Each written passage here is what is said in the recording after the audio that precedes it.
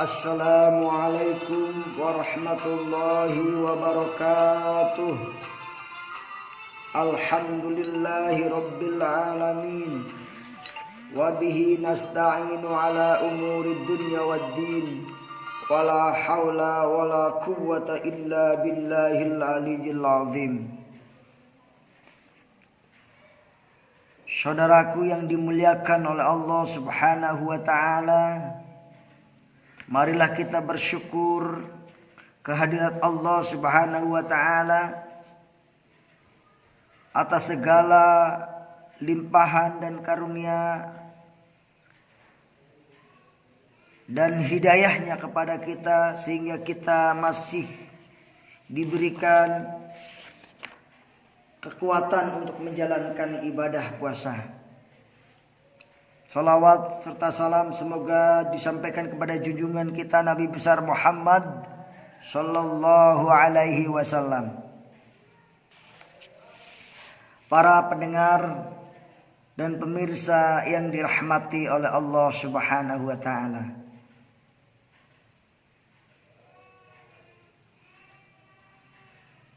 Ana sebagai makhluk yang dhaif ingin menyampaikan sesuatu yang berhubungan dengan sholat tarawih, yang mana bukan berarti aneh lebih pandai di kalian, tapi aneh hanya menyampaikan dan mengamalkan firman Allah yang berbunyi, fadzakir fa inna dzikra tanfa'ul mu'minin. Maka berilah peringatan, sesungguhnya peringatan itu akan bermanfaat bagi orang-orang yang beriman.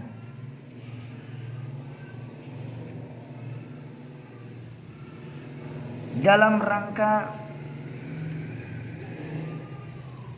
memberikan pemahaman dan pengetahuan tentang sholat tarawih ini, maka saya akan sampaikan bahwa yang dinamakan tarawih adalah akar dari kata bahasa Arab, dari kata tarawaha yang artinya menghibur, menyenangkan, lega, membahagiakan. Jadi sholat tarawih adalah sholat yang dikerjakan dalam keadaan hati lega, hati senang. Betapa tidak senangnya kita sudah berpuasa kemudian berbuka, kita bersyukur dengan menjalankan sholat tarawih. Karena arti tarawih adalah hibur, bahagia, menyenangkan, maka sholat tarawih tidak boleh dikerjakan secara tergesa-gesa dan terburu-buru. Tetapi hendaknya sholat tarawih itu dikerjakan dengan tenang, khusyuk dan tertib tentunya. Menunjukkan bahwa hati kita ini sedang senang, sedang bahagia. Sholat tarawih ini dikerjakan setelah sholat isya, dan waktunya itu sampai subuh.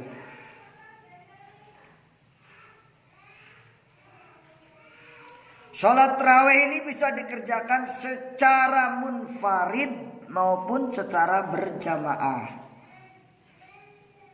Bisa dikerjakan sendiri di rumah ataupun bisa dikerjakan secara berjamaah di masjid atau di mushola di mana tempat tinggal kita.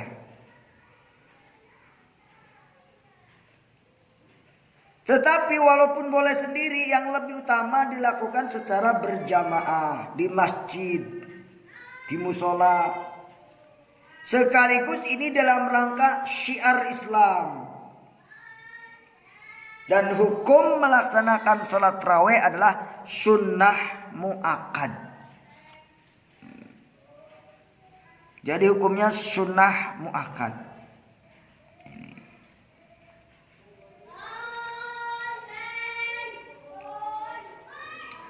Ada beberapa landasan atau dalil yang berkaitan dengan sholat tarawih ini.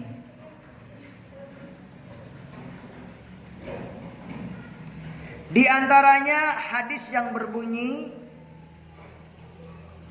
An Abi Hurairah radhiyallahu anhu kana Rasulullah sallallahu alaihi wasallam yarghabu fil qiyam Ramadan min ghairi ay ya'muruhum fihi bi'azimatin fayaqulu man qama ramadhana imanan wa ihtisaban ghufira lahu ma taqaddama min dambihi, yang artinya dari sahabat Abu Hurairah radhiyallahu anhu, semoga Allah meridhai sahabat ini. Amin. Rasulullah sallallahu alaihi wasallam bersabda, yang artinya supaya kita beramal di malam Ramadan, hanya tidak menyuruh dengan keras. Baginda mengatakan, barang siapa yang beramal pada bulan Ramadan dengan iman dan mengharap ampunan dari Allah Subhanahu wa taala, niscaya diampunilah segala dosa-dosa yang telah lalu. Jadi salah satu cara menebus dosa kita yang telah lalu adalah kita beramal di bulan Ramadan. Sholat tarawih diantaranya. Siapa sih yang tidak punya dosa? Semua orang punya dosa. Makanya kita tebus dengan sholat tarawih. Mudah-mudahan dengan sholat tarawih itu akan menghapus dosa-dosa kita. Hadis yang kedua yang bersumber dari Siti Aisyah radhiyallahu anha, di mana hadisnya berbunyi, an Aisyah radhiyallahu anha, amin, anna Rasulullah sallallahu alaihi wasallam shalla fil masjid data lailatin wa shalla bi salatihi nasyun summa shalla minal qafilati faqasaru nasyun summa ijtama'u minal laili salisati awir rabi'ati falam yakhruj ilaihim Rasulullah sallallahu alaihi wasallam falamma asbaha qala qad ra'aytu alladhi ta'anantum falam yamna'ni minal khuruji ilaikum inni khasyitu an tufradha alaikum qala wa dzalika fi Ramadan. Hadis ini mengandung arti bahwasanya dari Aisyah radhiyallahu anha mengerjakan Rasulullah sallallahu alaihi wasallam mengerjakan salat di masjid dan banyak pun ikut menjadi makmum kepadanya. Kemudian malam berikutnya beliau melaksanakan sholat itu seperti itu, dan orang-orang pun bertambah banyak mengikutinya. Kemudian pada malam ketiga dan keempat orang-orang berkumpul, tetapi Rasulullah SAW tidak keluar rumah. Keesokan harinya Rasulullah berkata, aku mengetahui apa yang telah kalian kerjakan semalam, yaitu berkumpul untuk sholat berjamaah. Sebenarnya itu aku tidak berhalangan untuk keluar menemui kalian, namun aku khawatir sholat itu menjadi wajib atas kalian. Kejadian itu tersebut terjadi pada bulan Ramadan. Hadis riwayat Bukhari Muslim. Jadi hukum sholat tarawih secara berjamaah itu adalah hukumnya tetap sama seperti tadi.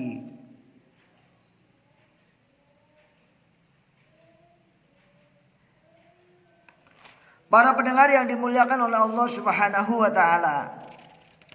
Nah, kita berbicara sebagai orang tua.